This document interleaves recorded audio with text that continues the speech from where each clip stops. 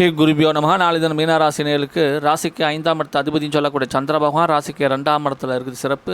2ஆம் இடத்து அதிபதி 2ஆம் இடத்துல ஆட்சி. அடடா, ராசியாதிபதி 3ஆம் இடம். அப்போ தனஸ்தானத்துக்கு தனஸ்தானம். அப்போது எந்த ஒரு ஆங்கிளில் பார்த்தாலும் அற்புதமான யோக பலன்களாக தான் இருக்குது. அதே மாதிரி பாருங்கள், ராசியாதிபதி எங்கே இருக்க 3ஆம் இடத்துல இருந்தாலும் யாரோட சம்பந்தம் இருக்கான் பாருங்கள், 3ஆம் இடத்து அதிபதியோட சேர்க்கை.